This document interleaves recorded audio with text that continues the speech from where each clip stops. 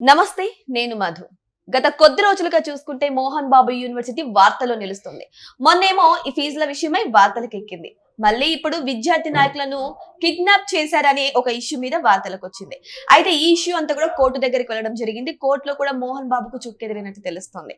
మరి నిజంగానే ఈ కిడ్నాప్ విషయంలో మోహన్ బాబు హస్తం ఉందా? మరి కోర్టు మోహన్ బాబుకు చివాట్లు పెట్టిందా? ఈ రోజు మనం తెలుసుకుందాం. ప్రస్తుతం మనతో పాటు ఉన్నారు senior journalist doctor Durga Vadlamani గారు. వారిని అడిగి మరిన్ని విషయాలను తెలుసుకుందాం.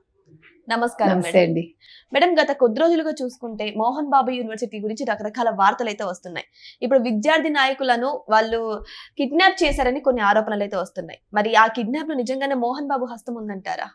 ఏమండి, ఆయన హస్తం ఉందో లేదో ఆయన యూనివర్సిటీలో జరిగింది. ఇవాళ A1 గా వాళ్ళ పిఆర్ ఎవరైతే ఉన్నారో పిఆర్ఓ సతీష్ ఉన్నారు, తర్వాత బౌన్సర్స్ ఉన్నారు, వీళ్ళందరినీ అరెస్ట్ చేశారు. A2 గా విష్ణు, A3 గా మోహన్ బాబు. అయితే మోహన్ బాబు హస్తం ఉందా లేదా అంటే మీ కాలేజీలో జరిగినప్పుడు మీరు వెంటనే స్పందించాలిగా. ఇప్పుడు ఆయన ఏం చెప్తున్నాడు, క్వాష్ పిటిషన్ వేశాడు. ఆయన వేస్తే హైకోర్టు మధ్యంతర ఉత్తర్వులు ఇవ్వలే. ముందు నేను అంటే అవతల పార్టీ వాదనలు కూడా వింటామని అంటోంది. మరొకటి ఏంటంటే ఆ రోజు నేను లేను అని ఆయన బోర్డింగ్ పాస్ చూపిస్తున్నాడు, కానీ దాన్ని యాక్సెప్ట్ చేయట్లేదు కోర్టు. సో ఈ విషయంలో ఏంటంటే ఇప్పుడు అక్బరు వినోద్ వాళ్ళిద్దరు విద్యార్థి నాయకులు, వాళ్ళని వీళ్ళు కిడ్నాప్ చేస్తారు. తప్పు కదమ్మా. ఫీజు వెనక్కి ఇచ్చేయండి, ఎక్స్ట్రా వసూలు చేసింది ఆ 20,000 ఎంతో అన్నప్పుడు ఇచ్చేసి ఉంటే ఎంత దూరం రాదు. అంటే బలవంతుడ నాకేమని మనకి పద్యం ఉంది, అది అట్లా అన్నమాట. బలవంతమైన సర్పము అని అనుకున్నాడు. ఆఖరికి ఏమవుతుంది, పోలీసుల చేతుల్లో పడ్డారు.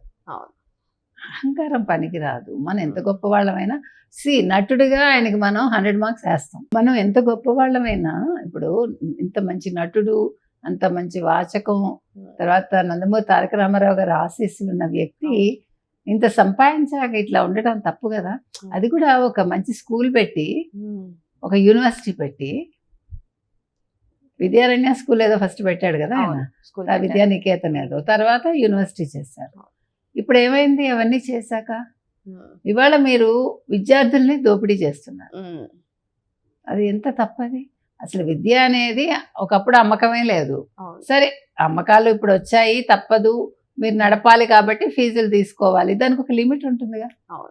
లిమిట్ క్రాస్ చేసి మీరు అక్రమంగా సంపాదించాలనుకుంటే ఎవరికి చిన్నతనం? మీ చిన్న కొడుకు అందుకేగా మీకు దూరం అయ్యాడు, ప్రశ్నించినందుకే కదా మీరు అతన్ని కొట్టి తన్ని తరివేశారు బౌన్సర్స్ని పెట్టి. చాలా తప్పు కదా తల్లి. సో ఇవాళ మీరు కనుక చూసుకున్నారంటే మొత్తం విషయం మోహన్ బాబుది తప్పు కనిపిస్తుంది, విష్ణుది తప్పు కనిపిస్తుంది. వాళ్ళు అత్యాశకు పోయారు నన్ను అడిగితే. ఇప్పుడు ఇంత మంచి పేరు పోతుందిగా. ఇప్పుడు మీరు ఒక సాధారణ స్థాయి నుంచి వచ్చారు. మోహన్ బాబు కూడా ఇంకో ప్లస్ ఏంటంటే గతంలో ఆయన టీచర్గా పనిచేశాడు కదా. మరి టీచర్గా పనిచేసిన వాడు అతను ఎలా ఉండాలి? పీటీ సార్ ఏదో అతను, అప్పుడు విలువలు ఉండాలిగా. మరి ఇవాళ విలువలు లేకుండా ఉన్నారేంటి మీరు? అంటే ఒక బిజినెస్ మ్యాన్ అయ్యేసరికి మీరు ఉపాధ్యాయుడు అని మర్చిపోయి, అంటే విద్యార్థుల వైపు ఉండకుండా మీరు యాజమాన్యం వైపు, అంటే యజమాని అయిపోయారు. ఇది కూడా చాలా తప్పు. కాబట్టి ఇవాళ మోహన్ బాబు అరెస్ట్ అయ్యే అవకాశాలు కనిపిస్తున్నాయి. అయితే ఇంకొక మాట ఏం చెప్తున్నారంటే, ఈ కూటమి ప్రభుత్వం ఏదైతే ఉందో వైసీపీ నాయకుల్ని అరెస్ట్ చేయట్లేదు కాబట్టి మోహన్ బాబుని అరెస్ట్ చేస్తుంది.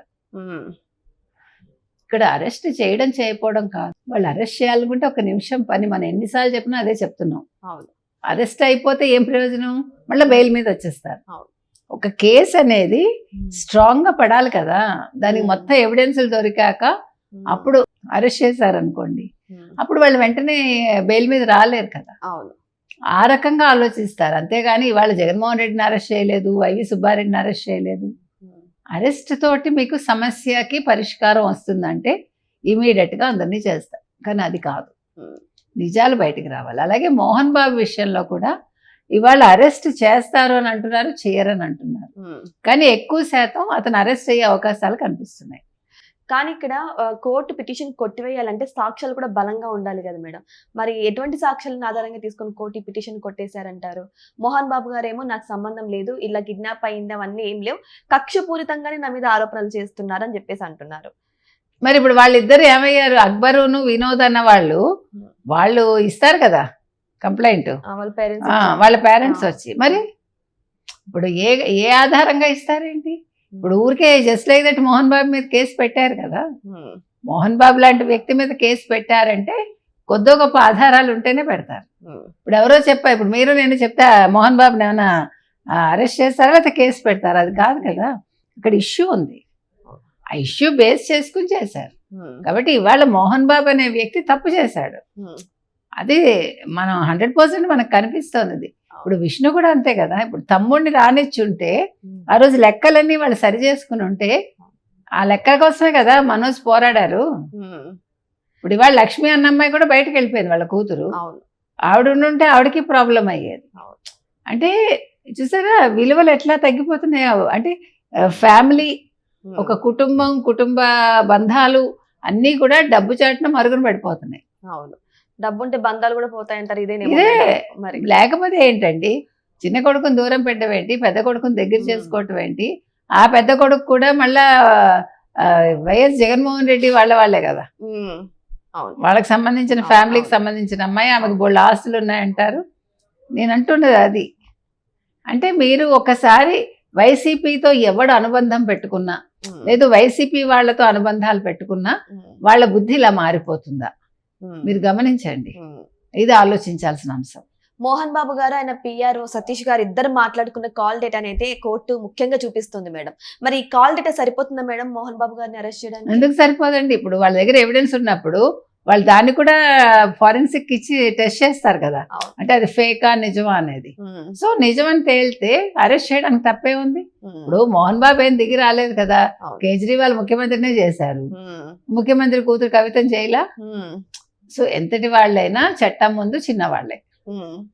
సో ఏదేమైనా సరే చివరికి మోహన్ బాబు గారి అరెస్టు ఖాయం అన్నట్టే తెలుస్తుంది. ఎందుకంటే సాక్ష్యాలు కూడా బలంగా ఉండడంతో ఈ యొక్క వార్త మాత్రం ఇప్పుడు వైరల్ అవుతుంది. మరి వెయిట్ చేసి చూద్దాం, మరి కోర్టు చివరికి ఎటువంటి తీర్పునిస్తుందో, మరి మోహన్ బాబు గారు జైలుకు వెళ్తారా లేదా అనేది వెయిట్ చేసి చూద్దాం. మరి ఎవరైతే కిడ్నాప్ అయ్యారో వాళ్ళు బయటకు వస్తారా, వాళ్ళు బయటకు వచ్చి ఏం మాట్లాడతారా అనేది కూడా వెయిట్ చేసి చూడాల్సిందే. Thank you so much. Thank you.